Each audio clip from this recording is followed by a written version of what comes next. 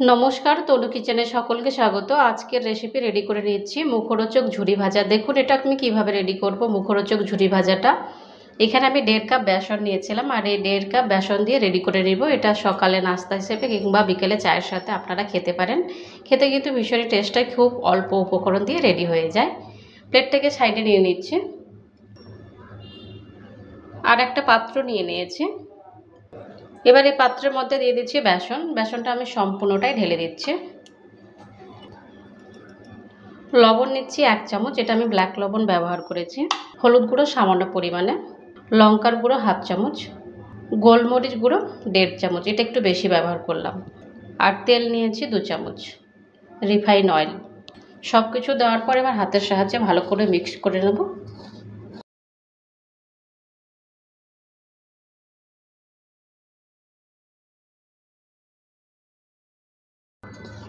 ভালো করে মিক্স করে নিয়েছি। এবার একটু একটু জল দিয়ে মেখে নেব।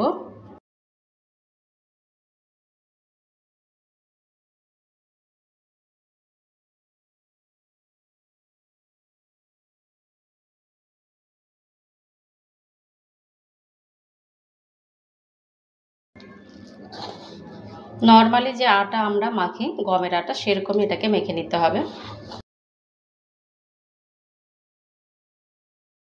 জলটা আমার হয়ে গেছে আর আমি জল ব্যবহার করব না। এটাকে এবার ভালো করে ডলে ডলে একটু মেখে নেব।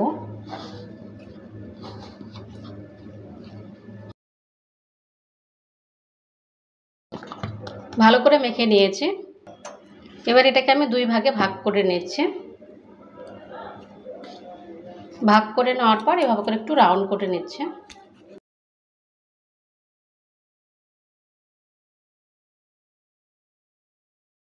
আর এখানে আমি ঝুরি ভাজার যে একটা ডিজাইন পাওয়া যায় কিংবা মেশিন পাওয়া যায়, ওটা নিয়েছি। এবার এর মধ্যে আমি ভরে দিচ্ছি।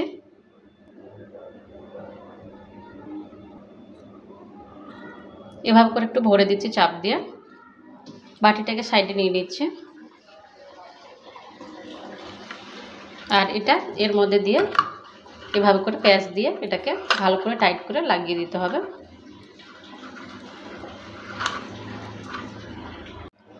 এটাকে আমি ভালো করে টাইট দিয়ে বন্ধ করে নিয়েছি আর এটাকে আমাকে প্রেস করতে হবে এভাবে করে চাপ দিয়ে দিয়ে। যখন এটা আমি প্রেস করব তেলের মধ্যে, আপনি কিন্তু ওখান থেকে বের হতে থাকবে।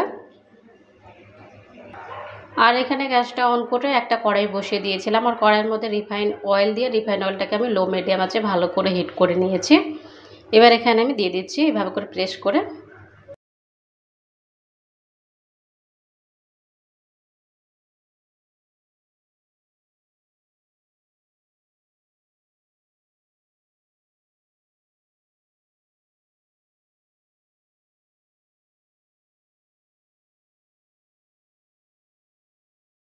এভাবে করে আমি কেটে দিচ্ছি।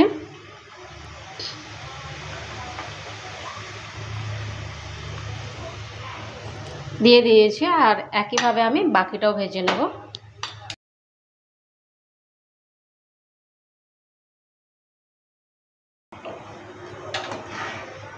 উল্টে পাল্টে ভালো করে ভেজে নেব, যতক্ষণ কালারটা চেঞ্জ না হয় ততক্ষণ অবধি।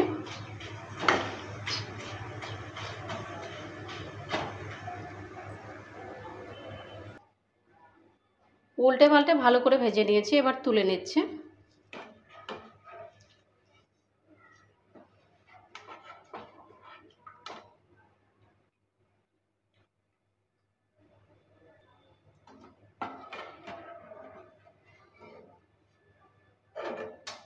আবারও দিয়ে দিচ্ছি।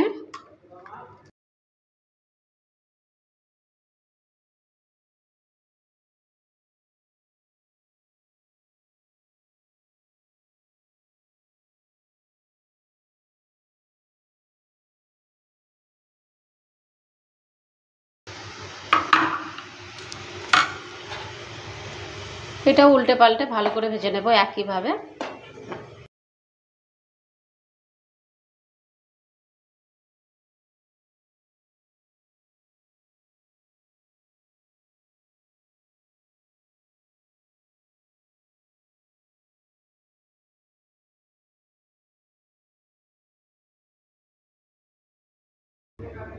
উল্টে পাল্টে ভেজে নিয়েছি, এবার তুলে নিচ্ছি।